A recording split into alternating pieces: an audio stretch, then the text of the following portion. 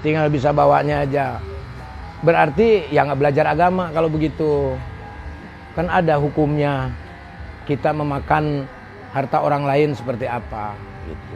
Pengennya siapa sih Kang dengan ini kan jadi nggak pernah berhenti nih Kang? Ya jangan mengganggu lah, udah jangan mengganggu. Ini kan 6 tahun tuh saya udah diem. Akhirnya kan sekarang jadi tahu prosesnya dapat almarhum tuh seperti apa. Loh, kan saya udah statement di media-media. Prosesnya harus ingat proses dulu tuh gimana. Kecuali gini, sudah bercerai dengan saya, lalu 1 tahun atau berapa tahun baru menikah. Ya dong. Nah itu baru. Mereka kan pasti akan menjalankan rumah tangga dan mengumpulkan harta-harta mereka berdua dong. Iya dong. Nah ini kan posisi dia bareng posisi masih menikah dengan saya. Udah. Dan aku balik lagi soal prosedur safety box sendiri seperti apa sih kan? Karena kan aku nggak begitu paham sih soal itu. Mungkin ya saya juga sama lah nggak paham kalau posisi safety box mah harus tanyanya sama bank.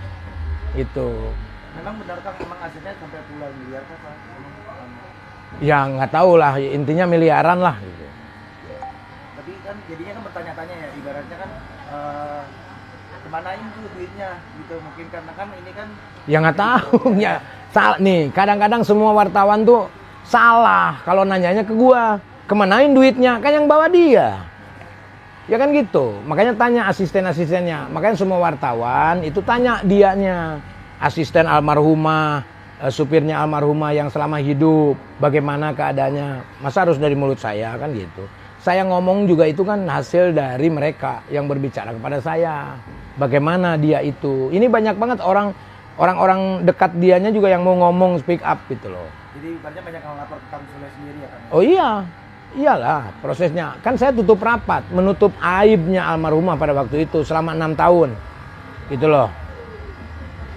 Dan Kang Sule inginnya apa sih? Ibaratnya kan pengen udahlah kekeluargaan aja apa gimana sih Kang? Karena kan ini kan saya nggak ada urusan mas. Kan saya bercerai, saya kasih rumah sama Ruko, selebihnya dia punya uang dan dia dititipin uang sama Iki, ya kan? Jadi udah nggak ada urusan sama saya. Kan udah hak anak-anak. Ya.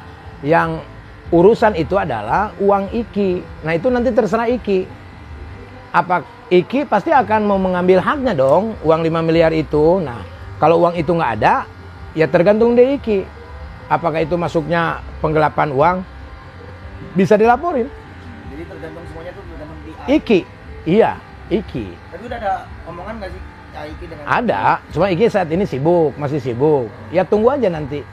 Jadi Kan ini juga ada mediasi dulu mas. Mediasi dulu, nanti bagaimana ngobrol sama hakim tuh kan tidak tahu perjalanan historinya seperti apa. Uang yang ada di almarhumah itu uang siapa? Kan itu bukan gono gini. Kalau secara hukum perpisahan pada waktu itu tidak dapat gono gini. Berarti itu nanti ada rencana. Dan udah ada surat wasiat yang dikasih oleh almarhumah bahwa itu sudah disampaikan untuk putri. Putri yang mengelola semua.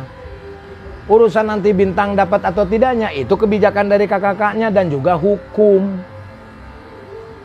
Berarti semuanya sebenarnya kalaupun juga Putri dan Iki tuh kalau mengurusi anaknya dari Kang Teddy sendiri sebenarnya nggak masalah juga kan? Loh, ya nggak masalah, itu kan kakaknya walaupun tiri.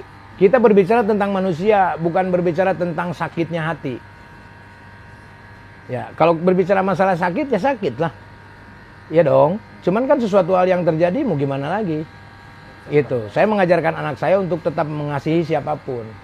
Sekalipun itu anak tiri yang bapaknya pernah menyakiti ayahnya, ya harus mengurus secara manusia lah. Kan gitu. Berarti semuanya nanti tergantung dari media. Tapi tidak ada hak kakak-kakaknya untuk berkewajiban mengurus. Yang mempunyai tanggung jawab itu adalah bapaknya lah. Gimana?